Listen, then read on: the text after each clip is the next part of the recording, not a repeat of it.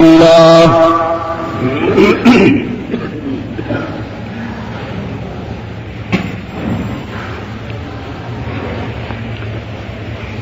لله وحده والصلاة والسلام على من لا نبي بعده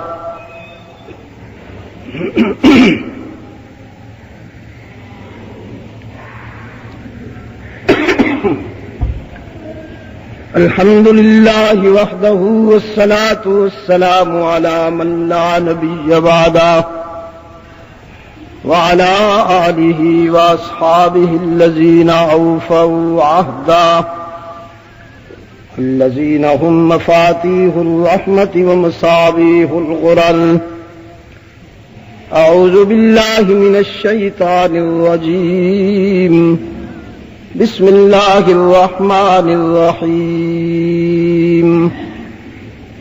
وإن يونس لمن المرسلين إذ أبق إلى الفلك المشحون فساهم فكان من المدحضين فالتقمه الحوت وهو مليم فلولا أنه كان من المسبحين للبث في بطنه إلى يوم يبعثون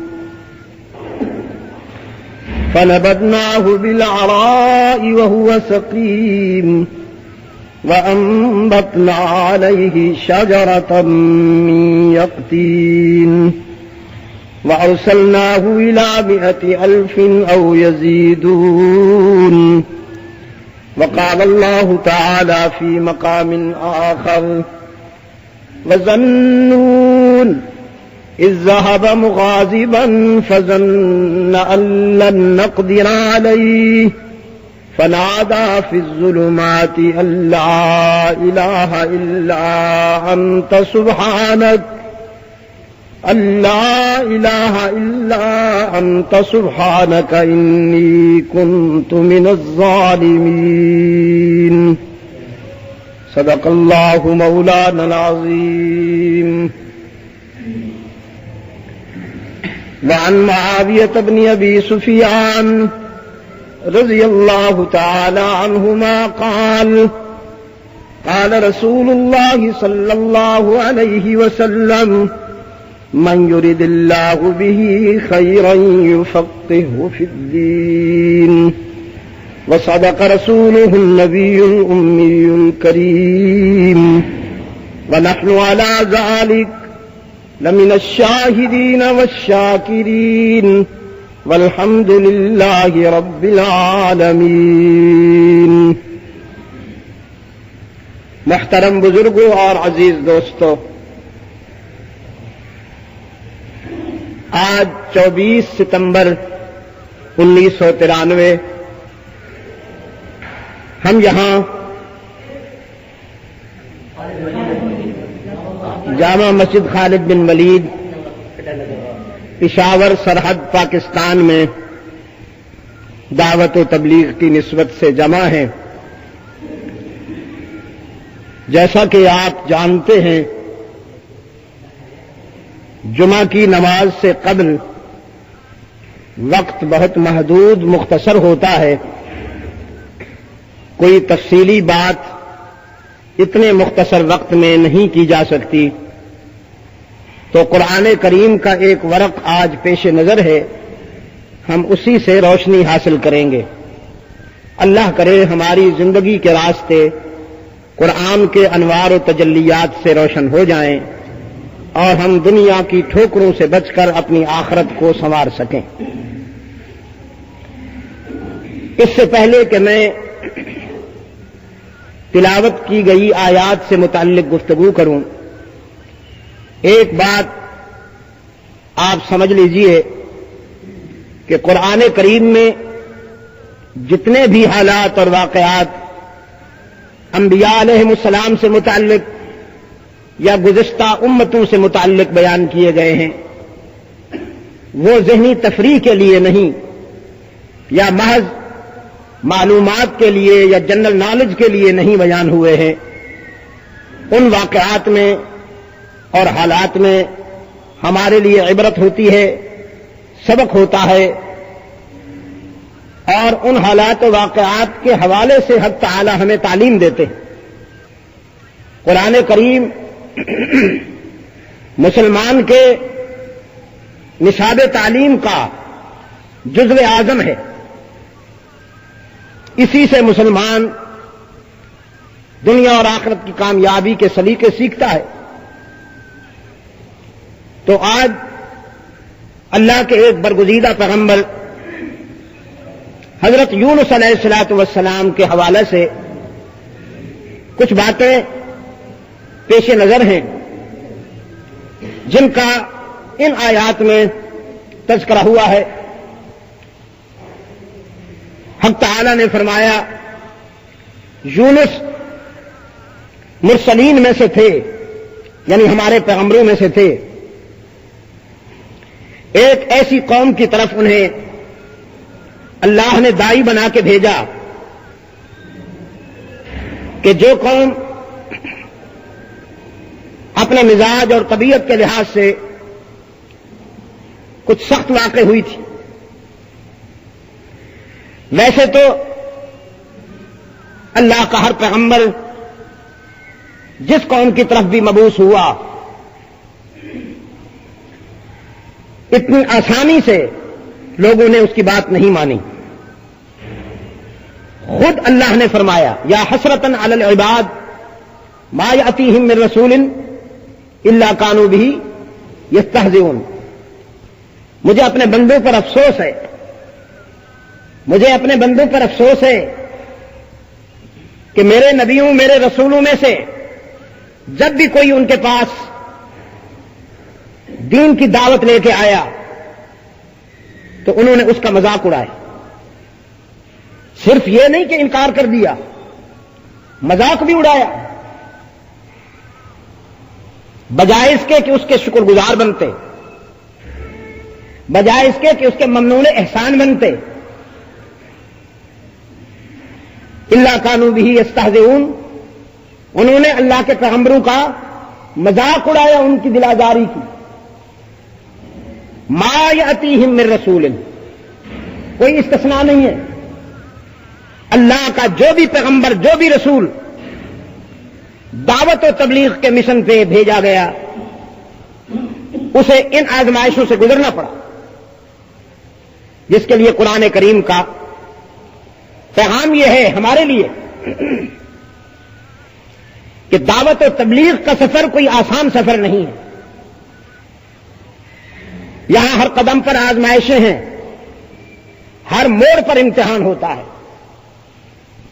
یہی وجہ ہے اللہ جب اپنے کسی پیغمبر کو، اپنے کسی نبی یا رسول کو مبلغ اور داعی بنا کے بھیجتے ہیں تو پہلے خود اس کی تربیت کرتے ہیں، اور اس تربیت میں سب سے زیادہ جو پہلو قابل اصلاح ہوتا ہے وہ ہے نفسانیت کو کچل دینے کا، کہ ان میں اشتعال، غصہ، نفسانیت، انتقام یہ نہیں ہونا چاہیے۔ ایک داعی کے لیے، ایک مبلغ کے لیے نفسانیت اور اشتعال زہر قاتل سے کم نہیں ہے۔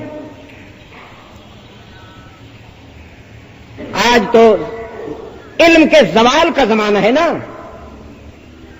آج تو ہم میں سے اچھا خطیب ہی اسی کو کہا جاتا ہے، بلکہ اچھا مبلغ اور مجاہد اس کو کہا جاتا ہے جو دوسروں کی پگڑیاں اچھالے، جو بغیر کسی تکلف کے اپنے مخالف کو گالیاں دے۔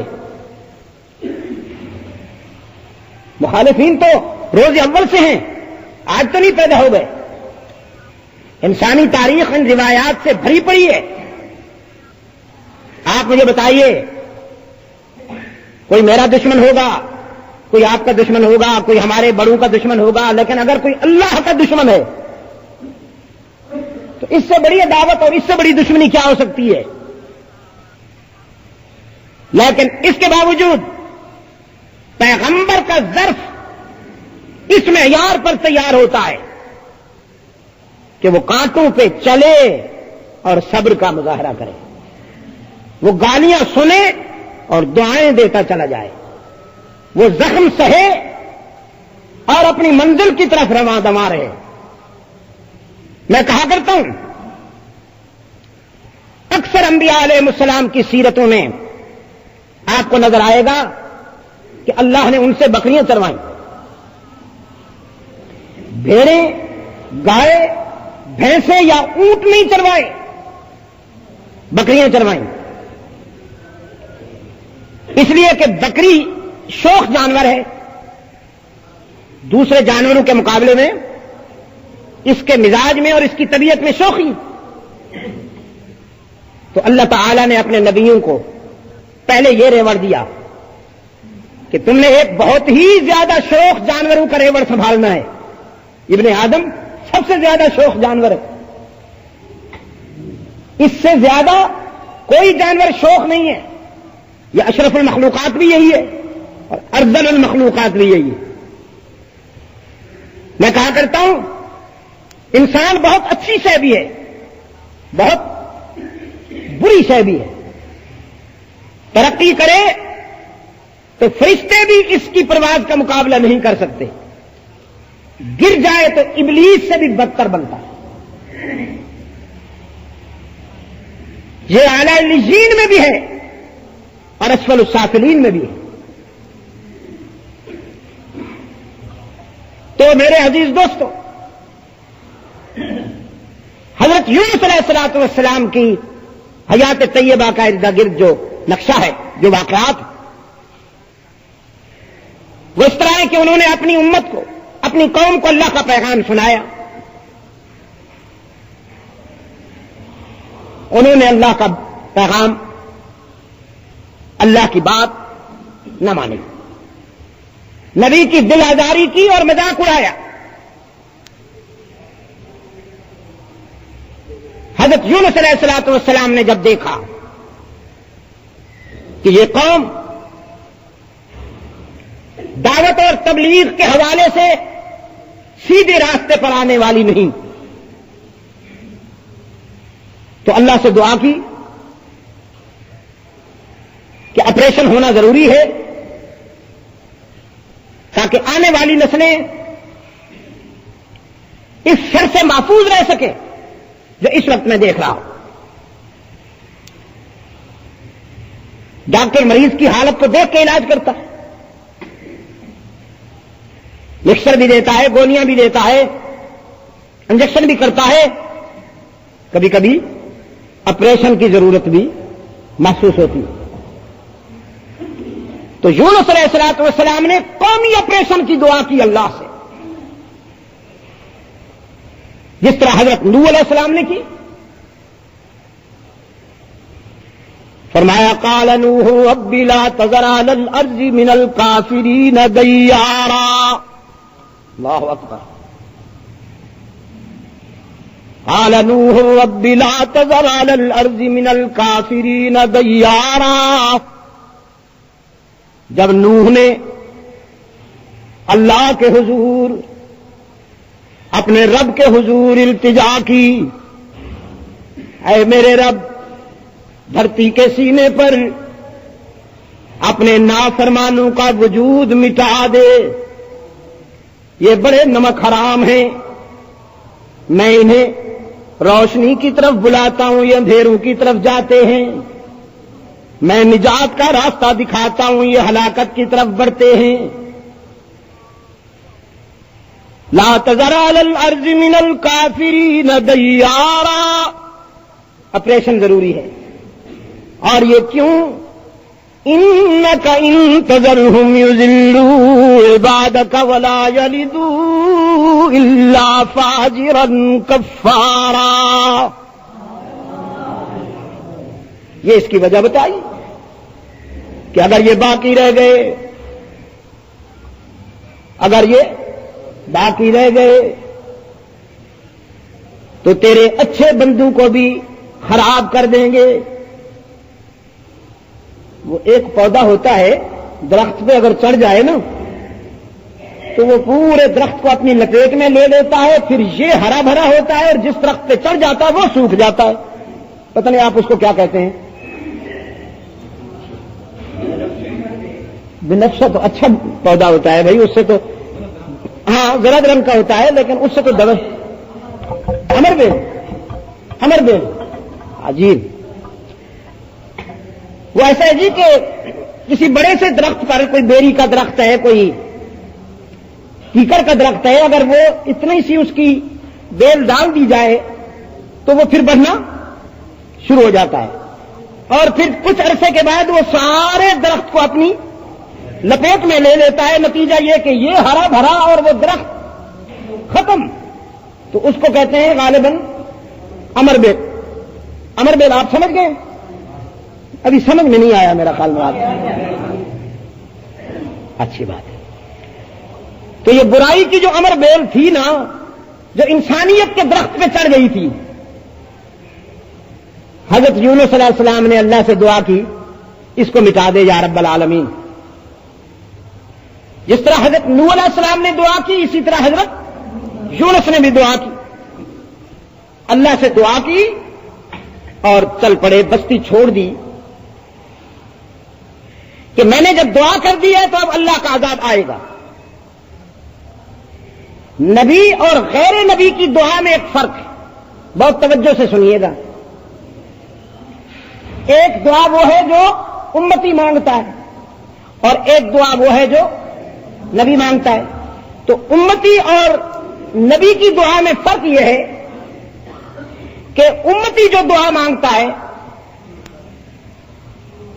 اگر قبول ہو جائے تو اس کے نتائج سامنے آ جاتے ہیں، لیکن اگر قبول نہ ہو تو اللہ اس کو بتاتا نہیں ہے کہ میں نے تیری دعا کیوں قبول نہیں کی. اگر قبول ہو جاتی ہے تو نتائج سامنے آ جاتے ہیں، اور اگر قبول نہیں ہوتی تو بتایا نہیں جاتا کہ تیری دعا ہم کیوں نہیں قبول کر رہے. اس میں حکمت کیا ہے امتی کے لیے. لیکن نبی کے لیے اللہ کا قانون یہ ہے کہ جب نبی دعا کرتا ہے اگر قبول ہوتی ہے تو نتیجہ سامنے آ جاتا ہے، اور اگر نہیں ہوتی تو اللہ تعالیٰ اس کی وجہ بتا دیتے ہیں، مصلحت بتا دیتے ہیں کہ یہ وجہ ہے کہ ہم تیری یہ دعا نہیں مانتے. حضرت نوح علیہ السلام نے اپنے بیٹے کے لیے اللہ سے دعا کی کہ اسے بچا لے طوفان سے. رب العالمین نے فرمایا ہم یہ تو تیری دعا قبول نہیں کرتے. کیوں نہیں کرتے؟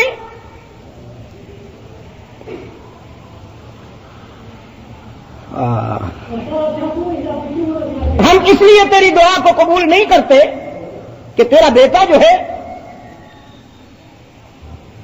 وہ فکر و عمل میں تیرا متبع نہیں ہے.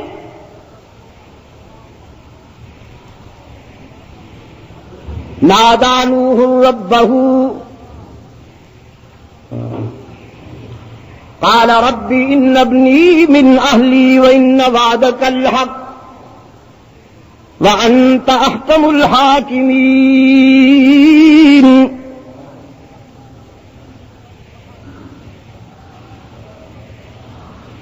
یہ ہے نوح علیہ السلام کی التجا.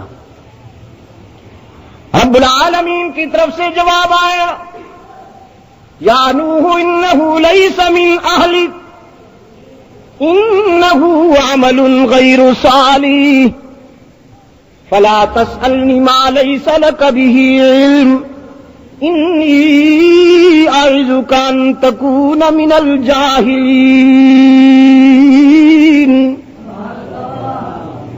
اللہ کی طرف سے جواب آ گیا.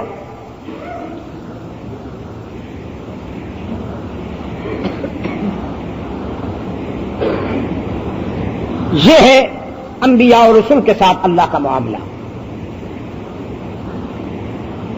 کہ اگر اللہ کے پیغمبر نے کوئی دعا کی تو اللہ کے فیصلے کی انتظار کرنا چاہیے اسے. یہ ضابطے کی بات ہے، دستور کی بات. یونس علیہ السلام نے اللہ سے دعا تو کر دی کہ یہ مریض لا علاج ہے، آپریشن ضروری ہے. اللہ کی طرف سے جواب آئے بغیر، اللہ کے جواب آنے سے پہلے یونس علیہ السلام نے بستی چھوڑ دی. بستی چھوڑ دی، ایک دریا کو عبور کرنے کے لیے کشتی میں سوار ہوئے۔ جب کشتی میں سوار ہوئے اور کشتی روانہ ہوئی تو دریا کے وسط میں جا کر، درمیان میں جا کر وہ کشتی ہچکولے کھانے لگی، بھنور میں آ گئی، طوفان میں آ گئی، ہچکولے کھانے لگی تو کشتی والے پکار اٹھے، بھئی ہمارے اندر کوئی ایسا شخص موجود ہے جو اپنے آقا کی اجازت کے بغیر گھر سے چلا آیا ہے، جس نے اپنے آقا کی نافرمانی کی ہے۔ کشتی اسی وقت ڈوبا کرتی ہے جب کوئی غلام اپنے آقا کی نافرمانی کر کے ہماری کشتی میں بیٹھ جائے۔ اب یہاں بھی قرآن کریم نے بڑا خوبصورت میسج دیا، بڑا خوبصورت پیغام دیا کہ اگر کوئی غلام، ایک غلام اپنے آقا کی نافرمانی کر کے کشتی میں بیٹھ جائے تو وہ کشتی دریا کے بھنور میں ہچکولے کھانے لگتی ہے اور ڈوبنے لگتی ہے۔ تو پھر آپ خود سوچئے کہ اگر اللہ کے بندے پوری قوم کی حیثیت سے اللہ کی نافرمانی کرنے لگے تو کیا ان کی کشتی نہیں ڈوب جائے گی؟ لوگ چیخے، بھئی ہمارے اندر کوئی ایسا شخص موجود ہے جو اپنے آقا کی اجازت کے بغیر چلا آیا ہے، کوئی ایسا غلام موجود ہے جو آقا کی اجازت کے بغیر گھر سے چلا آیا ہے، جس کی وجہ سے ہم سب کی جانیں خطرے میں۔ حضرت یونس نے غور کیا، کھڑے ہو کر فرمانے لگے، وہ میں ہوں، میں اپنے آقا کے حکم کے بغیر بستی چھوڑ کے چلا آیا ہوں، تم مجھے دریا میں پھینک دو تاکہ تمہاری جانیں بچ جائیں اور کشتی غرق نہ ہو۔ لیکن لوگ دیکھتے ہیں حضرت یونس علیہ السلام کے چہرے کی طرف، جمال نبوت چمک رہا ہے، چہرے میں شرافت اور سعادت جھلک رہی ہے۔ لوگ کہتے ہیں آپ تو خود ہمیں آقا معلوم ہوتے ہیں، آپ کیسے غلام ہیں؟ ایسے غلام تو آج تک ہم نے نہیں دیکھے۔ حضرت یونس علیہ السلام نے فرمایا، بحث کا وقت نہیں ہے، کشتی ہچکولے کھا رہی ہے، کہیں ایسا نہ ہو کہ ہم بحث و تکرار میں لگے رہیں اور کشتی ڈوب جائے، تم جلدی سے مجھے پھینکو۔ لوگوں نے کہا نہیں، ہم آپ کو نہیں پھینک سکتے۔ قرآن کہتا ہے فساہما، قرا ڈالا، یہ معلوم کرنے کے لیے کہ ایسا شخص کون ہے۔ جب قرا ڈالا گیا تو حضرت یونس کے نام کا قرا نکل آیا۔ انہوں نے کہا نہیں، یہ اتفاق ہے، ایسا نہیں ہے۔ پھر انہوں نے وہ ملا دیے سارے نام، دوبارہ قرا ڈالا تو حضرت یونس کا نام کا نکل آیا۔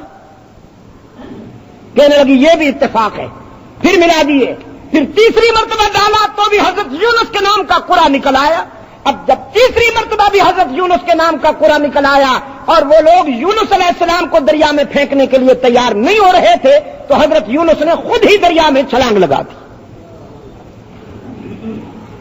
اب جب دریا میں چھلانگ لگا دی تو اللہ نے وہیل مچھلی سے کہا، تیرے لیے تو یہ لقمہ تر ہے، تیرا معدہ تو انتظار کر رہا ہوگا ایسے لقمہ تر کے لیے، لیکن یہ میری امانت ہے، اس کو تو اپنے پیٹ میں لے لے، لیکن تجھے اسے کھا جانے کی اجازت نہیں ہے۔ تیرے معدے کو ڈرائنگ روم کا کام کرنا ہے، بیڈ روم کا کام کرنا ہے، میرا پیغمبر تیرے پیٹ میں آ کر سکون محسوس کرے، کوئی تکلیف نہ پہنچنے پائے۔ قرآن پاک نے فرمایا فَالْتَقَمَهُ الْحُوتُ وَهُوَ مُلِيمٌ، یہ ملیم کا ترجمہ مولانا بتائیں گے۔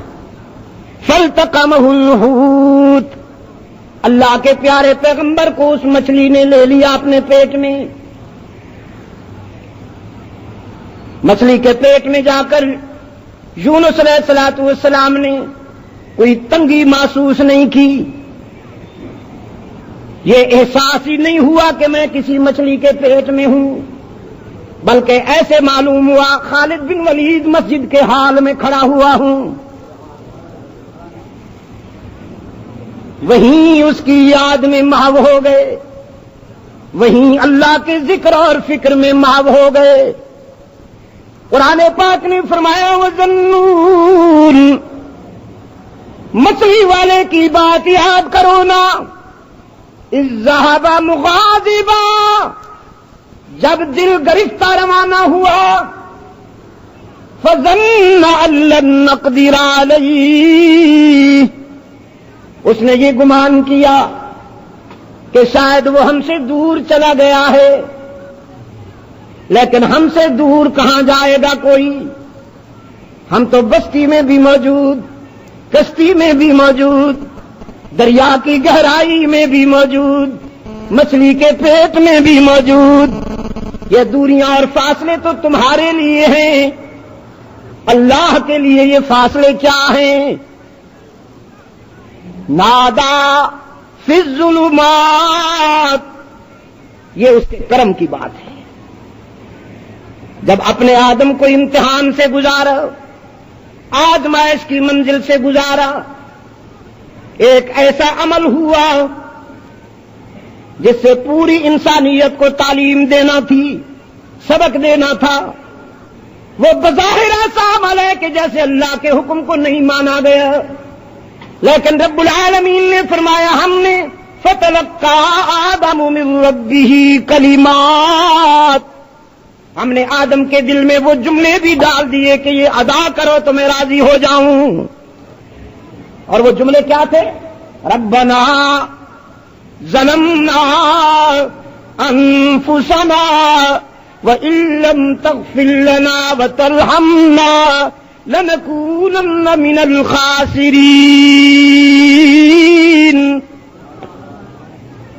اے ہمارے رب، ہم تو انسان جو ہوئے، ٹھوکریں تو کھاتے ہیں ہم۔ اللہ نے کائنات کے پہلے انسان سے، جو اس کا نبی بھی ہے اور سید البشر ابو البشر بھی ہے، کائنات کے پہلے انسان سے لغزش کروا دی تاکہ دنیا پر ثابت ہو جائے انسان کا کام ہی یہی ہے، انسان کی پہچان ہی یہی ہے کہ وہ ٹھوکر کھاتا ہے، اور میری شان یہ ہے کہ میں معاف کر دیتا ہوں، ورنہ کیا ضرورت تھی اس کی؟ یہ سلسلہ نہ ہوتا۔ اللہ نے یہ بات بتلانی تھی، یہ حقیقت سمجھانی تھی۔ تم سب ٹھوکریں کھاؤ گے، تم سب سے غلطیاں ہوں گی، فرشتے تو نہیں ہو، تم سب سے لغزشیں ہوں گی، غلطیاں ہوں گی، لیکن غلطی اور لغزش کے بعد تم جب میرے در پہ دامن پھیلا کے آؤ گے تو مجھے روٹھا ہوا نہیں پاؤ گے، مہربان پاؤ گے۔ اگر حضرت آدم سے یہ عمل کروایا تو معافی مانگنے کا کلمہ بھی سکھا دیا۔ پھر جب یوسف کو کنویں میں ڈالا گیا، جب برادران یوسف نے حضرت یوسف کو کنویں میں ڈالا تو اللہ نے ان کے دل میں بھی ایک جملہ ڈال دیا، تو یہ جملہ ادا کرتا جا، مشکلات آسان ہوتی جائیں گی، کنواں بھی تیرے لیے راحت کا دہ بن جائے گا، ڈرائنگ روم بن جائے گا، بازار مصر میں جائے گا تو شاہی گھرانہ تجھے خریدے گا۔ پھر جب بیگم تجھے اپنی ہوس کا نشانہ بنانا چاہے گی تو یہی جملہ پڑھ لینا، دروازے کھلتے جائیں گے، تالے ٹوٹتے جائیں گے۔ میں کنویں میں بھی تیرا دوست، مصر کے بازار میں بھی تیرا وارث، پھر شاہی محل میں بھی تیرا وارث، پھر تخت تک پہنچاؤں گا تجھے۔ اور وہ جملہ کیا تھا؟ انت ولی فی الدنیا والآخرہ، یہ جملہ تھا جو حضرت یوسف کے دل میں القاء کر دیا گیا۔ اگر اللہ آپ کو توفیق دے تو زیادہ سے زیادہ اس جملے کو پڑھا کیجیے۔ کون سا جملہ؟ آہستہ کیوں بول رہے ہیں؟ یہ مہنگائی نے میرا خیال میں آواز بھی چھین لی ہے اس قوم سے۔ انت ولی فی الدنیا والآخرہ، یہ وہ جملہ ہے جو اللہ نے حضرت یوسف کے دل میں القاء فرمایا تھا، جس سے زندگی کے مشکل مراحل آسان ہوتے چلے گئے۔ تو پڑھا کیجیے آپ بھی زیادہ سے زیادہ۔ ویسے یاد نہیں آتا تو تسبیح رکھ لیجئے، اس پہ پڑھتے رہیے انت ولی فی الدنیا والآخرہ، انت ولی فی الدنیا والآخرہ. اور اگر اللہ توفیق دے، دیکھو نا جی، کسی کے پتھر کے دانے تسبیح کا نشان بنتے ہیں، لکڑی کے وہ دانے تسبیح کا نشان بنتے ہیں، لیکن کوئی ایسے خوش نصیب بھی ہوتے ہیں کہ ان کے دل کی دھڑکنیں تسبیح کی علامت بن جاتی ہیں، پھر انہیں یہ اٹھانے کی ضرورت نہیں ہوتی. ایک صاحب مجھ سے کہنے لگے شاہ صاحب یہ آپ نے جو ہاتھ میں تسبیح لے رکھی ہے گن گن کے دیتے ہیں اللہ کو؟ وہ اپنے انعامات کو گن گن کے دیتا ہے کہ آپ گن گن کے ذکر کرتے ہیں؟ میں نے کہا خدا جانتا ہے میں گن گن کے نہیں کرتا ہوں، بات صرف اتنی ہے کہ جب یہ میرے ہاتھ میں ہوتی ہے نا تو پھر میرے نفس کو حیا آ جاتی ہے کہ کچھ تو پڑھ، یہ یاد دلا دیتی ہے، بس یار کی یاد دلاتی ہے، اس لیے میں اسے ہاتھ میں رکھ لیتا ہوں. یہ مذکرۃ الذکر ہے، نفس سے ذکر نہیں ہے، ذکر یاد دلاتی. وہ کہنے لگے میں تو تسبیح کے بغیر یاد کرتا ہوں. تو میں نے کہا بھی تم سینئر ہو میں جونیئر ہوں، میں آپ کا مقابلہ تھوڑی کر سکتا ہوں. جب اللہ نے مجھے آپ کے مقام پہ پہنچا دیا تو پھر مجھے بھی اس کی ضرورت نہیں رہے گی. اللہ اگر آپ کو توفیق دے تو اس کے بغیر زیادہ سے زیادہ پڑھا کیجئے. کیا جزاکم اللہ. یہ ذکر یوسفی ہے، حضرت یوسف علیہ السلام نے اسے پڑھا. کنویں کی منزل بھی آسان ہو گئی، محل کی منزل بھی آسان ہو گئی، اور مصر کے بازار کی منزل بھی آسان ہو گئی، پھر شاہی دربار کی منزل بھی آسان ہو گئی. تو جس اللہ نے آدم کو وہ کلمات سکھا دیے، جس اللہ نے یوسف علیہ السلام کو وہ کلمات سکھا دیے، اس اللہ نے اپنے یونس کو بھی دل میں ایک جملہ ڈال دیا. فرمایا اللہ الہ الا انت سبحانک نادا فی الظلمات، اللہ الہ الا انت سبحانک انی کنت من الظالمین. نادا فی الظلمات، کئی اندھیروں میں یونس نے اللہ کو پکارا. رات کا اندھیرا، دریا کا اندھیرا، مچھلی کے پیٹ کا، تو کتنے اندھیرے ہو گئے؟ 3 اندھیرے ہو گئے، تو ظلمات تو بن گئے. نادا فی الظلمات، کئی اندھیروں میں یونس نے اللہ کو پکارا. تو ہی معبود ہے، تیرے سوا کوئی الہ نہیں، اور پاکیزگی کے سارے تصورات اور سارے مفہوم تیری ذات کے لیے مخصوص. انی کنت من الظالمین، میں تو تیرا بندہ ہوں نا، تو کامل ہے میں ناقص ہوں، تو سب کچھ ہے میں کچھ بھی نہیں ہوں، تو قوی ہے میں ضعیف ہوں، تو داتا ہے میں منگتا ہوں. انت سبحانک انی کنت من الظالمین. اب آگے سنیے، رب العالمین نے فرمایا لولا انہ کان من المسبحین، اگر میرا یونس امتحان و آزمائش کی اس گھڑی میں مجھے یاد نہ کرتا، مجھ سے مدد نہ مانگتا، میرے سامنے دامن نہ پھیلاتا، میرے حضور آنسو نہ بہاتا، لَلَبِثَ فِي بَطْنِهِ إِلَى يَوْمِ يُبْعَثُونَ، تو قیامت تک وہی مچھلی کے پیٹ میں رہتا. ساری دنیا کے نبیوں، رسولوں، متقین، شہداء، ولیوں، شہیدوں، صدیقین کو پکارتا، بندوں کے نام لیتا، کوئی اس کے کام نہ آ سکتا، کوئی اس کی مدد نہ کر سکتا. یونس نے مجھے یاد کیا تو پھر میں نے مدد کر دی.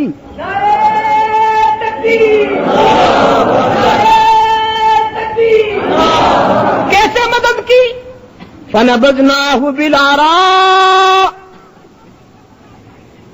مچھلی کو حکم دیا کہ اب اگل دو اسے. مچھلی نے اگل دیا، دریا کے کنارے آ گئے، اب اکیلے بیٹھے ہیں دریا کے کنارے، حق تعالی نے یونس کے ساتھ ہی ایک بیل اگا دی، جو بیلیں کئی مہینوں میں جا کے تیار ہوتی ہیں، یہ بیل چند منٹوں میں تیار ہو گئی۔ 3 کام کر دیے اس بیل نے، ایسی پھیلی کہ جھونپڑا بن گئی۔ حدیث میں آتا ہے کہ وہ کدو کی بیل تھی، ہاں جی کدو کی بیل تھی وہ۔ یقین کہا ہے قرآن کریم نے، فَأَنبَتْ نہ ہو شجرۃ من یقطین، تو حدیث میں آ کے وہ کدو کی بیل جھونپڑے کا کام بھی کر گئی، سایہ بھی دے گئی، اور اس کا پھل بھی حضرت یونس علیہ الصلوۃ والسلام کے کھانے کے لیے لٹک رہا ہے۔ بہت خوش ہوئے، انسانی نقطہ نظر سے مانوس ہو گئے اس بیل سے کہ سایہ بھی مل گیا، کھانے کو بھی مل گیا۔ کچھ دیر آرام کرتا ہوں تو پھر سوچتا ہوں کیا کروں، ویرانہ ہے، کوئی آبادی نظر نہیں آتی۔ تھوڑی دیر کو آنکھ لگ گئی، کچھ دیر اٹھ کے سو کے جو اٹھے تو دیکھا کہ وہ پتے سوکھے ہوئے ہیں، بیل ساری کی ساری سوکھ گئی۔ افسردہ ہو گئے، غمزدہ ہو کر بیٹھ گئے، آہ سرد لی اور عرض کیا یا الہ العالمین، یہاں اور تو میرا کوئی منصر غمخار نہیں تیرے سوا، انسانی نقطہ نظر سے میرے لیے یہ وجہ سکون تھا، یہ بھی سوکھ گئی۔ رب العالمین نے فرمایا میرے یونس، یہ تو بیل ہے نا، اس کے پتے تجھے اتنے پیارے لگے کہ ان کے سوکھ جانے پہ تو روٹھ گیا، ان کے سوکھ جانے پہ تجھے غم ہوا اور دکھ ہوا، اور تو وہاں کم از کم 1,00,000 میرے بندوں کی ہلاکت کی دعا کر کے آ گیا، تجھے اس بیل کے پتوں کے سوکھ جانے پہ غم ہوا ہے۔ اگر میں ان 1,00,000 اپنے بندوں کو ہلاک کر دوں تو کیا مجھے دکھ نہیں ہوگا؟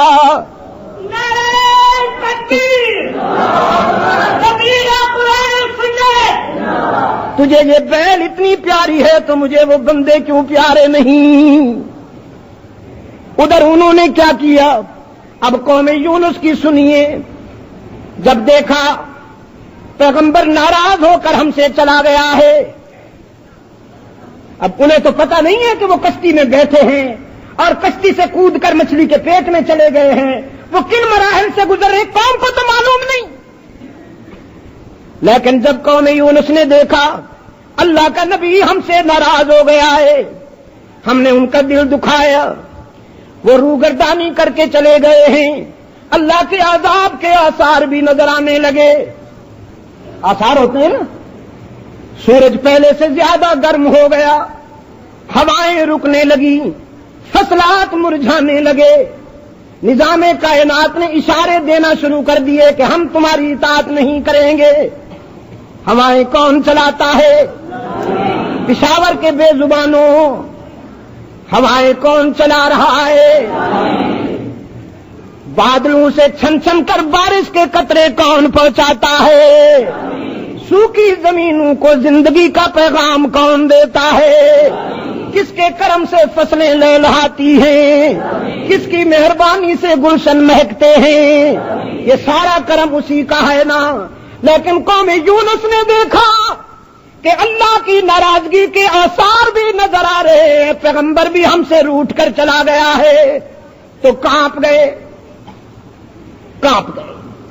اپنے معصوم بچوں کو پکڑ کے لے آئے، اپنے بوڑھوں کو لے آئے، اپنے مویشیوں کو لے آئے، جانوروں کو لے آئے، پوری قوم میدان میں نکل آئی، آبادی سے باہر آ کر معصوم بچوں کو سامنے کیا، ضعیفوں کو سامنے کیا، جانوروں اور مویشیوں کو سامنے کیا، کہنے لگے یا رب العالمین، ہم تو اس قابل نہیں ہیں کہ تجھ سے کچھ کہہ سکیں، اس لیے کہ ہمارا دامن گناہوں سے بھرا ہوا ہے، ہماری زندگی خطاؤں سے معمور ہے، ہم اتنے شرمندہ ہیں کہ تیرے سامنے کچھ بول بھی نہیں سکتے، لیکن یہ تیری کمزور مخلوق ہے، یہ مویشی اور جانور ہیں، انہوں نے تو تیری نافرمانی نہیں کی، یہ ضعیف ہیں، ان کی زندگی کی شام ہو گئی، اور یہ معصوم ہیں، ان سے ابھی کوئی خطا نہیں ہوئی، ہم ان کو تیرے در پہ سفارشی بناتے ہیں،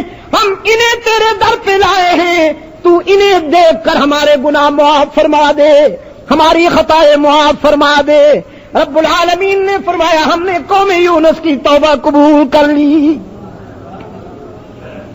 ہم نے قوم یونس کی توبہ قبول کر لی، اور اپنے یونس سے کہا آپ تو ناراض ہو کر چلے آئے تھے کہ یہ دھرتی سنگلاخ ہے، اس زمین پر کھیتی نہیں ہو سکتی، یہاں حالات متوازن نہیں ہیں، لیکن میرے پیارے پیغمبر آپ کو بھی ہم نے یہ بات سمجھا دی ہے کہ کوئی قدم ہمارے مشورے کے بغیر اٹھانے کی اجازت نہیں ہے، جب بھی کوئی قدم اٹھایا کیجئے تو ہمارے مشورے سے اٹھایا کیجئے، اور اب جائیے، وہ کھیتی لہلہا رہی ہے، وہ زمین متوازن ہو گئی ہے، وہ دھرتی موزوں ہو گئی ہے، اب جائیے وہاں فکر کی آبیاری کیجئے، وہاں توحید کا پیغام دیجئے، انشاءاللہ جو پہلے تیری بات بھی نہیں سنتے تھے اب تیرے قدموں میں آنکھیں بچھانے کے لیے تیار ہے۔ 100,000 او یزیدون قرآن کہتا ہے، 1,00,000 سے بھی زیادہ لوگوں کے پاس حضرت یونس اللہ کے حکم سے آئے اور ان کو اللہ کا پیغام سنایا۔ میرے عزیز دوست، میری اس گفتگو کا ہدف یہ ہے، اس میں کوئی شک نہیں کہ رب العالمین اپنے بندوں پہ ظلم نہیں فرماتے، اس نے خود اعلان کیا ہے ما انا بظلام للعبید، میں اپنے بندوں پہ ظالم نہیں ہوں، وہ یقیناً مہربان ہیں۔ ماں باپ اپنی اولاد کے لیے اتنا شفیق اور محسن نہیں ہوتے جتنا رب العالمین اپنے بندوں پر شفیق اور مہربان ہے، اس میں کوئی شک نہیں۔ لیکن آج اگر ہماری صورتحال اطمینان بخش نہیں ہے، ہمارے حالات تسلی بخش نہیں ہیں، اگر ہم قومی زندگی میں بحران در بحران سے دوچار ہیں، تو وجہ بالکل واضح ہے کہ یہ اللہ کی طرف سے نہیں ہے، ہمارے کردار ایسے ہیں، ہمارے کرتوت ایسے ہیں۔ ما اصابکم من مصیبت فبما کسبت ایدیکم، یہ بہت بڑی غلط فہمی ہے، لوگ کہہ دیتے ہیں بس اللہ کی مرضی، اگر کوئی اچھا کام کر لے تو کہتے ہیں ہماری پلاننگ صحیح تھی، ہم بڑے سمجھدار لوگ ہیں، اس کا کریڈٹ خود لیتے ہیں کہ ہم بڑے سمجھدار ہیں، ہماری پلاننگ عمدہ ہے، ہم سوچ سمجھ کے قدم اٹھایا کرتے ہیں، اور جب کوئی نقصان پہنچتا ہے تو پھر کہتے ہیں اللہ کی مرضی۔ تلک القسمۃ الضیزیٰ، یہ الٹی تقسیم ہے کہ خیر کا کریڈٹ آپ نے خود لے لیا اور نقصان اللہ کی طرف منسوب کر دیا، حالانکہ ہونا یہ چاہیے کہ جب خیر ملے تو اسے اللہ کی طرف سے سمجھیے، اور جب کوئی نقصان ہو تو آپ سمجھیے کہ یہ ہمارے نفس کی کوتاہی ہے، یہ ہمارے نفس کی کوتاہی کی وجہ سے ہمیں یہ دن دیکھنے پڑے۔ میں آپ کو سچ کہتا ہوں، میرے پہلو میں قرآن کریم رکھا ہوا ہے، پاکستان کی گزشتہ نصف صدی کی تاریخ میں ہماری انفرادی زندگی میں جتنی برائی آئی ہے، جتنی خرابیاں آئی ہیں، ان سب کی ذمہ دار وہ ارباب حکومت ہیں، مسند اقتدار پہ بیٹھنے والے ہیں، جن کی سرپرستی میں برائی اور شر نے ترقی حاصل کی۔ عبد المجید ندیم شاہ صاحب کی تقریر، آپ کتنے لوگ بیٹھے،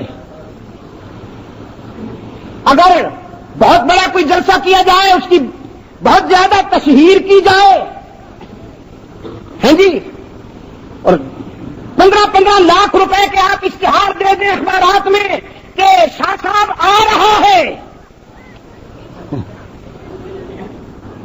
تو بھائی اس میں 20,000 آدمی آ جائیں گے شاہ صاحب کا قرآن سننے کے لیے۔ لیکن یہ ٹی وی اور ریڈیو یہ تو ہر گھر میں ہر شخص کے پاس موجود ہے، کون سنتا ہے چمن میں اندلی بیزار کی والی بات ہو گئی۔ عبد المجید ندیم شاہ صاحب کی بات کتنے لوگ سنیں گے؟ اور ریڈیو ٹی وی کے ذریعے ہر گھر میں جو برائی اتاری جا رہی ہے اس سے کون نظر بچائے گا؟ اس سے ہماری نسل کو کون بچائے گا؟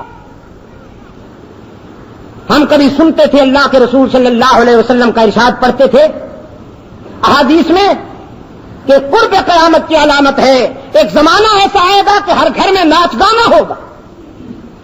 تو ہم سوچتے تھے کہ لوگ اتنے بے غیرت ہو جائیں گے، اتنے بے ضمیر اور کمینے ہو جائیں گے کہ اپنی بیٹیوں کو نچوائیں گے کیا؟ یہ ہر گھر میں ناچ گانا کیسے ہوگا؟ آج مجھے آپ بتائیے ہو رہا ہے کہ نہیں ہو رہا؟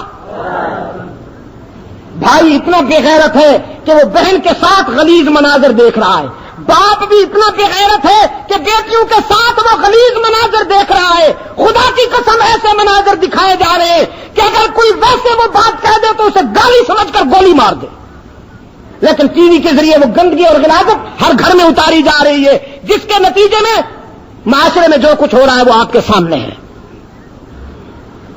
اللہ جب کسی قوم پہ مہربان ہوتا ہے تو ان کو قیادت صحیح دیتا ہے۔ کیا کہا میں نے؟ روٹی نا؟ ہاں، آپ کا خیال یہ ہے کہ اللہ جب مہربان ہوتا ہے تو میدا بھر دیتا ہے۔ یہ تو گدھا کا بھی میدا بھرا ہوا ہے، یہ کون سی مہربانی ہے؟ آپ کا میدا تو اتنا سا ہے، اس کمبخت کا تو اتنا ہے، بھر جاتا ہے، شام کو اٹھا نہیں سکتا وہ۔ آپ تو 1.5 کلو سے میدا بھر لیتے ہیں 3 وقت کھا کر، اور وہ تو 1.5 من کھاتا ہے، ہر روز کھاتا ہے۔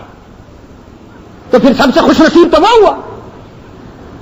میدے کا بھرنا اللہ کا کرم نہیں ہے۔ قرآن پاک نے فرمایا، سورہ، ذرا آپ مجھے رہنمائی فرمائیے گا سورت کون سی ہے؟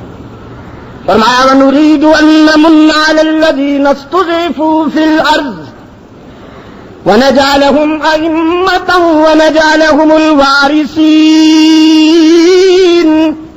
کون سی سورت ہے؟ وَنُرِيدُ أَن نَّمُنَّ عَلَى الَّذِينَ اسْتُضْعِفُوا فِي الْأَرْضِ وَنَجْعَلَهُمْ أَئِمَّةً وَنَجْعَلَهُمُ الْوَارِثِينَ۔ ہاں بھائی حفاظ کرام، رمضان المبارک کو 2-4 مہینے ہو گئے نا جی،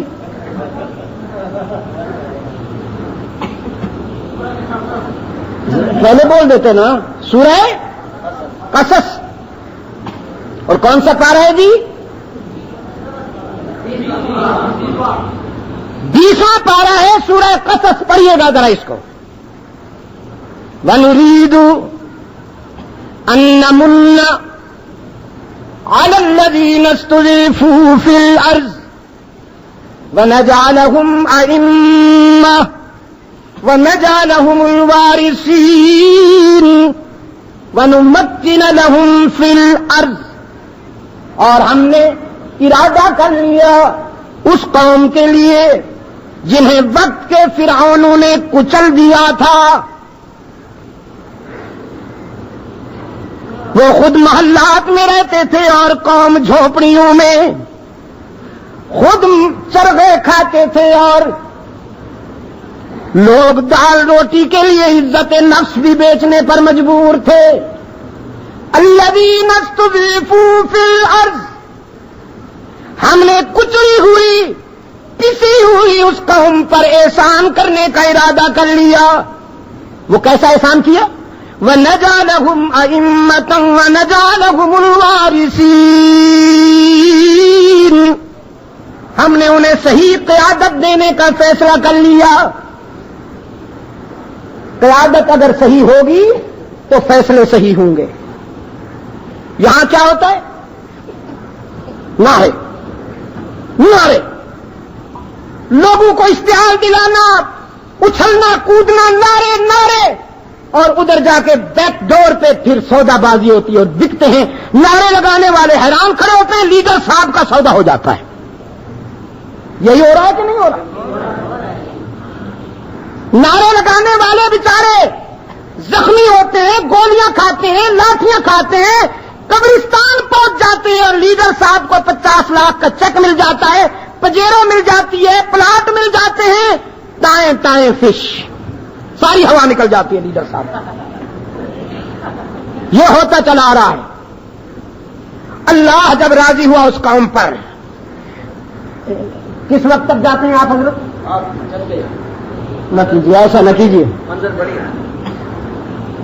اچھا چلو، کہیں کہیں تو امام مضبوط بھی دیکھو نا، ہر جگہ امام مظلوم ملتے ہیں مجھے. امام بیچارہ لرزتا ہے کہیں مقتدی کی نگاہ غضب نہ اٹھ جائے. وقت ہو گیا ہے مولوی صاحب، ہم کوئی نکمے ہیں، نماز پڑھائیے. ایسے لوگوں کے لیے نا یہ جو وہ کہاں ہے لکڑی، کہاں ہے جو آپ خطبے میں لے کے کھڑے ہوتے ہیں، یہ لکڑی ایسے لوگوں کے لیے کام میں آنی چاہیے. تو بہرحال کہیں کہیں امام مضبوط بھی ملتے ہیں اللہ کے فضل و کرم سے. تو بھائی اللہ نے فرمایا ہم نے اس کسی ہوئی کچلی ہوئی قوم پہ کرم کیا کہ انہیں صحیح قیادت دینے کا فیصلہ کیا. اور قیادت کیا دی؟ حضرت موسیٰ علیہ السلام کو پیدا کرنے کا فیصلہ کیا. یہ بنی اسرائیل کی بات ہے جن کے ہزاروں بچوں کو فرعون نے ذبح کر دیا تھا، اور ذبح کا فتویٰ بھی لے لیا تھا اس نے اپنے درباریوں سے. یہ درباری فتویٰ باز بھی ہر دور میں ملتے ہیں، یہ نئی بات نہیں ہے. درباری فتویٰ باز بھی جیسے اکبر کے دربار میں بیٹھے ہوتے تھے، اتنے لمبے لمبے جبے، لمبی لمبی، معاف کرنا مجھے ناراض نہ ہونا. پھر وہ ابھی ایک میرا دوست کہہ رہا تھا شاہ صاحب یہ اگر علماء میں اتحاد ہو جائے تو کتنی اچھی بات ہے. چه دلاورس دزدے کے بکف چراغ دارت، چه دلاورس دزدے کے بکف چراغ دارت. بکے ہوئے بے ضمیر اور بکے ہوئے مجسمے وہ ہم سے کہتے ہیں اتحاد کر کے اپنی کشتی میں بٹھا لو تاکہ ہم سوراخ کریں اور تم سب کو غرق کریں. آپ مجھے بتائیے چوروں سے اتحاد کرنے سے گھر لٹ جائے گا یا گھر بچ جائے گا؟ تو پہلے تو نظر پیدا تو کرو نا، پہچان تو سکو مخلص کون ہے اور منافق کون ہے. آپ دونوں کو ایک ہی راستے پہ کھڑا کریں گے تو نقصان ہوگا. وفاداروں اور غداروں کو اکٹھا کرنے سے نقصان ہوگا، مکھن اور گوبر کو اکٹھا کرنے سے نقصان ہوگا. میں اس سے متفق نہیں ہوں. میں کہوں گا مظلوم متفق ہو جائیں، ظالموں کو علیحدہ کر دیں. یہی وہ کامیاب حکمت عملی تھی جو حضرت معاویہ نے اپنائی اور پھر دودھ کا دودھ اور پانی کا پانی ہو گیا. جب تک اس حکمت عملی پہ عمل نہیں ہوا 80,000 سفین میں مارے گئے، 12,000 جمل میں مارے گئے، قتل عام ہو رہا تھا. یہ کون سی بات ہے؟ آپ تو جس کا جبہ لمبا دیکھتے ہیں، جس کی خاص سٹائل ہوتا ہے، آپ تو سمجھتے ہیں یہ وقت کا مجدد اتر آیا ہے.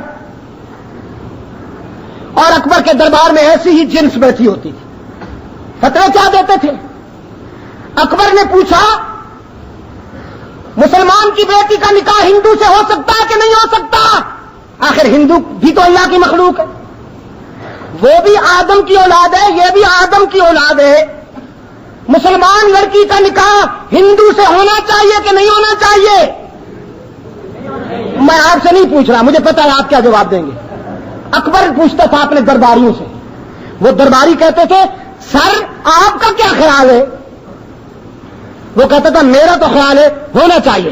وہ کمبخت سارے کھڑے ہو جاتے تھے، کہتے تھے دین یہی ہے کہ ہونا چاہیے.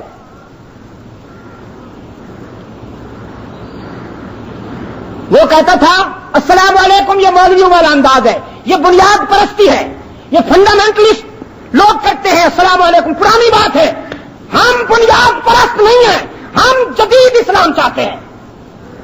تو درباری کہتے تھے سر وہ کیسا؟ اس نے کہا ہونا یہ چاہیے کہ جب میرے دربار میں آؤ تو میرا نام لے کے اللہ کو یاد کرو. سوچ کر کہنے لگے ٹھیک ہے سر. سلام ختم. جب دربار میں آتے تھے تو کہتے تھے اللہ اکبر. اللہ کا نام بھی ہو گیا اور اکبر ادھر کے بجائے ادھر. اللہ اکبر. عرش پہ اللہ ہے، فرش پہ اکبر ہے، باقی اللہ اللہ ہے، خیر صلی اللہ ہے. یہ جنس ہر دور میں ملتی ہے. وہ کہتا تھا مسجد بھی ہونی چاہیے، منظر بھی ہونا چاہیے. یہ ہمارے اکبر بھی یہی کہتے تھے، گنجے گنجے اکبر. رائے میں بھی چلے آتے تھے, داتا دربار میں بھی پہنچ جاتے تھے. ہر طرف ووٹ جو لینے ہوئے, یہ ووٹ کی مجبوری تو آپ کو معلوم ہے نا جی, یہ آدمی کو آدھا پاگل کر دیتی ہے. مجھ سے اس دفعہ میرے دوستوں نے بہت مجبور اصرار کیا مدنی صاحب کہ صاحب آپ کو تو کھڑا ہونا پڑے گا, آپ جیسے لوگ اسمبلی میں نہیں جائیں گے تو بات کیسے بنے. وہ بڑی منطق, بڑا فلسفہ. میں نے کہا بھائی خدا کے لیے مجھے معاف کر دو, میں انفٹ ہوں. وہ اسمبلی بھی چیخے گی جہاں عبد المجید ندیم گیا, وہ کہیں گے خدا کے لیے اس سے جان چھڑاؤ, مجھے آپ باہر ہی رہنے دیں, بڑا اچھا میری اسمبلی یہ ہے. 30 سال ہو گئے اس اسمبلی میں بیٹھا ہوں, آج تک اللہ کے فضل و کرم سے مجھے کسی نے نہیں باہر نکالا, نہ بھیجے مجھے. بہت اصرار ہوا, بہت اصرار ہوا. آپ کی دعا سے میں نے دعا کی, یا رب العالمین مجھے بچا لے. بھائی جہاں کروڑوں چل رہے ہوں وہاں ہم جیسے بے سر و سامان الیکشن لڑ سکتے ہیں؟ میرے پاس اتنے پیسے کہاں ہیں کہ میں اخبار میں اشتہار دوں ندیم شاہ صاحب آ رہا ہے, بیٹی آ رہا, اور پیسے خود دیے ہوئے ہیں. میرے پاس اتنا دولت ہے نا, اتنا فن ہے, میں تو بے سر و سامان آدمی ہوں. میں نے اللہ میاں سے دعا کی, یا رب العالمین مجھے بچا لے. پتا اس نے کیسے کرم کیا, اس کے کرم کو بھی قربان جاؤں. ووٹر لسٹ میں میرا نام ہی نہیں تھا. چلو چھٹی ہو. مولانا فضل الرحمان صاحب بھی حیران, دوسرے لوگ بھی کہیں گے آپ عجیب آدمی ہیں, آپ نے لسٹ میں اپنا نام بھی نہیں ڈلوایا. میں نے کہا میں کیوں ڈلواؤں, مجھے کیا درد سر پڑا ہوا ہے. میں قرآن و سنت کی تبلیغ کرواؤں یا ووٹر تبلیغ کروں یا ووٹر لسٹ میں اپنا نام لکھواتا پھروں, میری کیا ضرورت ہے بھائی. میرے عزیز دوستو, درباریوں نے فتویٰ دیا بچوں کو ذبح کرتے جاؤ. وہ ذبح کر رہا ہے بچوں, کیوں؟ اس لیے کہ اسی قوم میں ایک مجاہد پیدا ہونے والا ہے, تو مجاہد کا راستہ روکنے کے لیے اس قوم کی نسل ہی مار دو. اس نے کہا میں پیدا نہیں ہونے دوں گا, اور موسیٰ کے رب نے فرمایا پیدا کروں گا, اور پیدا بھی ایسا کروں گا جس کمرے میں تو سویا ہوگا نا, تیرے اسی کمرے کے اسی ماحول میں موسیٰ کی آمد کا آغاز کروں گا. بگننگ پوائنٹ تیرا بیڈ روم بنے گا. حضرت موسیٰ علیہ السلام کا جو باپ ہے, حضرت موسیٰ علیہ السلام کا جو والد ہے, وہ فرعون کا محافظ خاص تھا. خاص طور پر اس کے بیڈ روم کی حفاظت کرتا تھا. اللہ نے اپنے موسیٰ کی تولید کے لیے اسی کو بگننگ پوائنٹ بنایا, اسی کو نقطہ آغاز بنایا, فرعون کے کمرہ خواب کو. جناب موسیٰ علیہ السلام پیدا ہوئے, ان میں موسیٰ اپنے بچے کو گود میں لیے بیٹھی ہے, چہرے پہ نظر پڑتی ہے تو بے ساختہ اللہ کا شکر بھی ادا کرتی ہے, اور آنکھیں چمک اٹھتی, مسکرا دیتی. فرعون کا قانون یاد آتا ہے تو کانپ جاتی ہے اور رونے لگتی ہے. ابھی خنجر آئے گا اور میرے بچے کو ذبح کرے گا. رب العالمین نے فرمایا اوحینا الی ام موسیٰ ان ارضعیہ, ہم نے کلیم کی والدہ تک بات پہنچائی, گھبرائیے نہیں. تم ماں ہونا, ماں ہونے کے ناطے سے اپنا فرض ادا کرو, دودھ پلاتی رہو.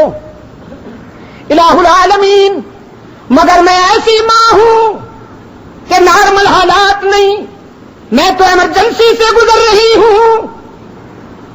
ادھر فرعون کا قانون, ادھر فرعون کا خوخار خنجر, اور ادھر میرا معصوم, میرے تو دودھ کا قطرہ بھی نہیں نظر آتا کہ میں اپنے بیٹے کو پلاؤں. رب العالمین نے فرمایا ام موسیٰ, فرعونی خنجر کا تقاضا ہے کہ وہ تیرا چراغ بجھا دے, اور تیرے رب کا فیصلہ ہے کہ وہ اس چراغ کی روشنی سے کائنات کے اندھیروں کا علاج کرے. فَإِذَا خِفْتِ عَلَيْهِ فَأَلْقِيهِ فِي الْيَمِّ, خطرہ ہے نا, تو پھر اپنے بچے کو جب خطرے میں محسوس کرو صندوق میں بند کر کے دریا میں ڈال دو. یا اللہ دریا میں, بچہ دریا میں ڈال دو. فرمایا ہاں اِنَّا رَادُّوهُ إِلَيْكَ, دریا تیرے بچے کو غرق نہیں کرے گا, حفاظت کرے گا. ہم تیرے بچے کو دوبارہ تیرے پاس لائیں گے. حرمنا علیہ المراضع, ہم نے ساری کائنات کی عورتوں کا دودھ ہی حرام کر دیا ہے تیرے لخت جگر کے لیے. تو پھر دودھ پیے بغیر زندہ کیسا رہے گا؟ اللہ نے فرمایا تیرا دودھ پلائیں گے. یا رب العالمین ادھر تو حکم ہے دریا میں ڈال دوں, جب دریا میں ڈال دوں تو میں بھی کیا خود کود جاؤں؟ فرمایا نہیں, تو گھر میں رہو, اسے دریا میں ڈال دو. انا رادوہ الیک, یہ گھوم پھر کے لوٹ کے تیرے پاس آئے گا, ہم تیرے گھر پہنچائیں گے, پھر تیرا دودھ پلائیں گے, اس کی دشمن کے سرمایے سے پرورش کروائیں گے, اور جب یہ جوان ہوگا تو اس کے سر پہ رسالت کا تاج سجائیں گے, اور پھر اسی کی قیادت سے ظالم کی تدفین ہوگی, ظالم کا غرور خاک میں ملے گا, اور مظلوم اونچے ہو جائیں گے تیرے اس لخت جگر کی قیادت میں. معافی چاہتا ہوں, میں نے اگر چند منٹ آپ کے زیادہ لے لیے. کہنا یہ چاہ رہا تھا, بات یہاں سے ہم نے شروع کی تھی کہ جو رب یونس کی قوم کی بات سنتا ہے اور ان کی غلطیوں کو معاف کر دیتا ہے, وہ اپنے محبوب کی امت کی غلطیوں کو بھی معاف کرتا ہے, اس سے کہیں زیادہ فیاضی سے معاف کرتا ہے. اللہ ہمیں توفیق دے کہ ہم اپنی انفرادی اور اجتماعی زندگی میں اللہ کے در پہ جھک جائیں, اس سے معافی مانگیں, اس سے اپنی غلطیوں پر معذرت کریں, اور پھر ہمیں صحیح قیادت عطا فرمائے. وآخر دعوانا ان الحمدللہ رب العالمین. ایک منٹ, ہم سب دعا کرتے ہیں اللہ پاکستانی قوم کے حال پہ رحم فرمائے, اور آنے والے حالات ہمارے لیے بہتری کی بنیاد فراہم کر سکیں, اچھی قیادت اللہ ہمیں مہیا کر سکے. ذاتی طور پر یہاں آپ کے صوبائی حلقے میں ہمارے دوست حاجی محمد جاوید صاحب ہیں. میں ایک عرصے سے ان سے پیار کرتا ہوں, وہ میرے ساتھ میرے قریب رہتے ہیں. جب بھی پشاور میں آتا ہوں اکثر ملاقاتیں بھی ہوتی ہیں, راون میں بھی ملاقات ہو جاتی ہے, تبلیغی اجتماع کے موقع پر بھی. شریف انسان ہے. آپ حضرات کو اگر اللہ توفیق دے تو ایسے لوگوں کو لائیں. اگر یہ صحیح راستے پر نہ چلے تو انشاءاللہ میں آپ کے ساتھ ہوں گا اور ہم ان سے پوچھیں گے. یہ ایسا شخص ہے کہ میں اس سے پوچھ سکتا ہوں. اگر آپ اس کو اپنی امانت دیں گے تو انشاءاللہ اگر یہ اس امانت کی لاج نہیں رکھے گا تو میں اس سے پوچھ سکوں گا. ویسے 4 بجے کیا پروگرام؟ گن چوک میں انشاءاللہ اس سلسلے میں مزید باتیں ہونے والی ہیں, آج ہی 4 بجے. وآخر دعوانا ان الحمدللہ رب العالمین. اذان, پھر اذان کے بعد سنتیں اور اس کے بعد انشاءاللہ نماز. اللہ الحمد للہ وحدہ والصلاة والسلام علی من لا نبی بعدہ وعلى آلہ واصحابہ الذین اوفوا عہدہ الذین هم مفاتیح الرحمة ومصابیح الغرر. اما بعد فیا ایہا الناس وحدوا اللہ فإن التوحید رأس الطاعات واتقوا اللہ فإن التقوى ملاك الحسنات وعليكم بالسنة فإن السنة تهدي إلى الإطاعة ومن أطاع الله ورسوله فقد رشد واهتدى وإياكم والبدعة فإن البدعة تهدي إلى المعصية ومن يعص الله ورسوله فقد ضل وغوى وعليكم بالصدق فإن الصدق ينجي والكذب يهلك وعليكم بالإحسان فإن الله يحب المحسنين ولا تقنطوا من رحمة الله فإنه أرحم الراحمين ولا تحبوا الدنيا فتكونوا من الخاسرين ألا وإن نفسا لن تموت حتى تستكمل رزقها فاتقوا الله وأجملوا في الطلب وتوكلوا عليه فإن الله يحب المتوكلين. أعوذ بالله من الشيطان الرجيم. بسم الله الرحمن الرحيم. فقال ربكم ادعوني أستجب لكم إن الذين يستكبرون عن عبادتي سيدخلون جهنم داخرين. بارك الله لي ولكم في القرآن العظيم ونفعني وإياكم بالآيات والذكر الحكيم. إنه تعالى جواد كريم ملك بر رؤوف رحيم. الحمد لله نحمده ونستعينه ونستغفره ونؤمن به ونتوكل عليه ونعوذ بالله من شرور أنفسنا ومن سيئات أعمالنا. من يهده الله فلا مضل له ومن يضلل فلا هادي له. ونشهد أن لا إله إلا الله وحده لا شريك له ونشهد أن سيدنا محمدا عبده ورسوله المبعوث إلى الأسود والأحمر لتتميم مكارم الأخلاق. اللهم صل على محمد وعلى آل محمد بعدد من صلى وصام وصل كذلك على جميع الأنبياء والمرسلين وعلى الملائكة المقربين وعلى عباد الله الصالحين، خصوصا على سيد المتقين والأبرار صاحب النبي في الغار والمزار، أفضل الصحابة بالتحقيق، خليفة النبي بلا فصل، سيدنا أبي بكر الصديق رضي الله تعالى عنه، وعلى الناطق بالصواب والعادل بالكتاب أمير المؤمنين سيدنا عمر بن الخطاب رضي الله تعالى عنه، وعلى كامل الحياء والإيمان الشهيد المظلوم حين قراءة القرآن أمير المؤمنين سيدنا عثمان بن عفان رضي الله تعالى عنه،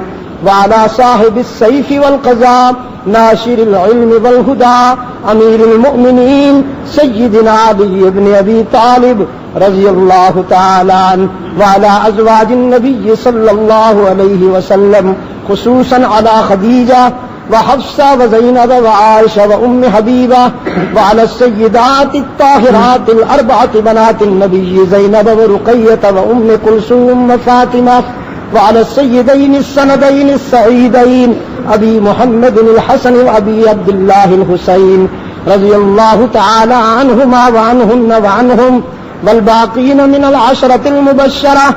قال النبي صلى الله عليه وسلم: الله الله في أصحابي لا تتخذوهم من بعدي غرضا، من أحبهم فبحبي أحبهم ومن أبغضهم فببغضي أبغضهم.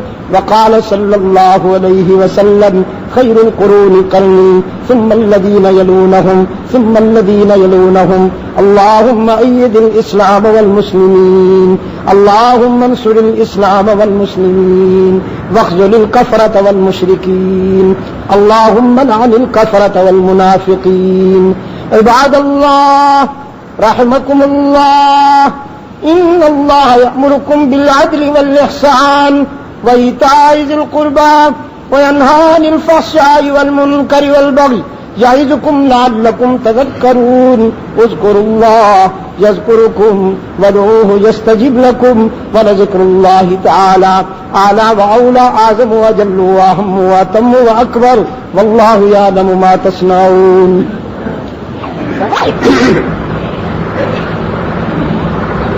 الله أكبر.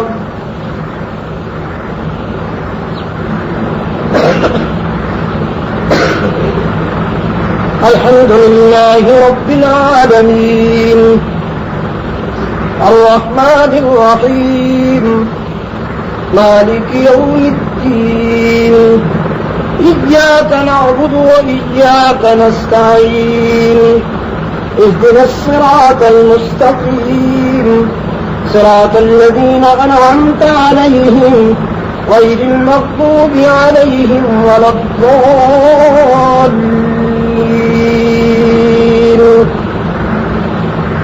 لا يكلف الله نفسا إلا وسعها، لها ما كسبت وعليها ما اكتسبت.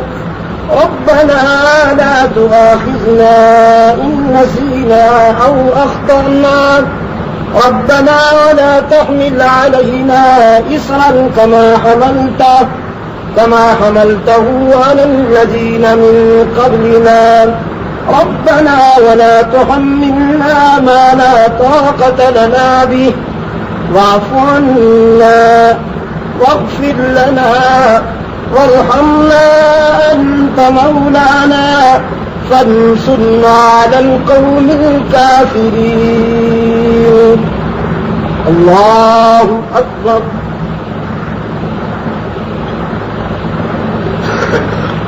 سمع الله لمن حمده الله أكبر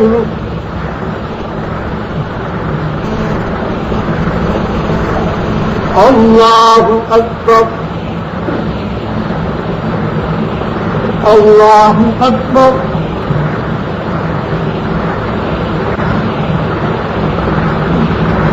الله أكبر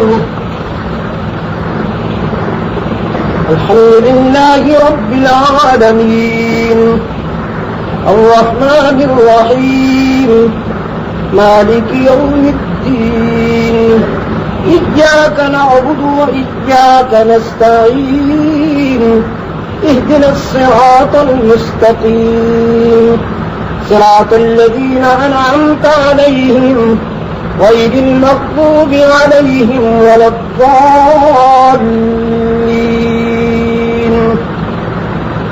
والعصر إن الإنسان لفي خسر إلا الذين آمنوا وعملوا الصالحات وتواصوا بالحق وتواصوا بالصبر الله أكبر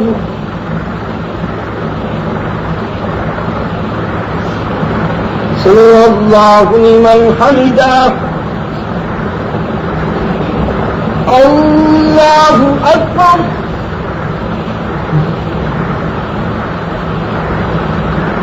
الله أكبر الله أكبر الله أكبر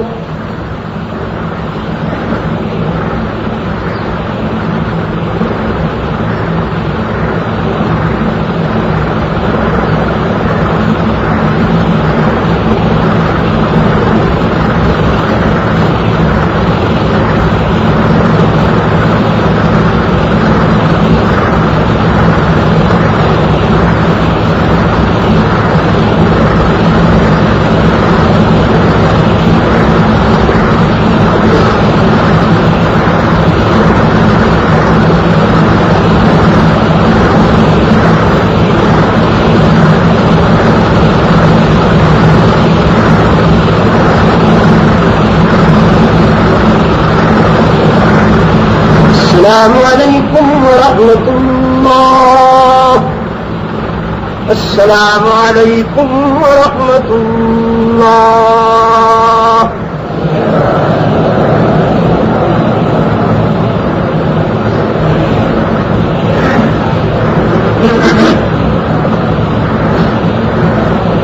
بسم الله الرحمن الرحيم اللهم صل على سيدنا محمد النبي الأمي وعلى آله وأصحابه وبارك وسلم ربنا آتنا في الدنيا حسنة وفي الآخرة حسنة وقنا عذاب النار ربنا ظلمنا أنفسنا وإن لم تغفر لنا وترحمنا لنكونن من الخاسرين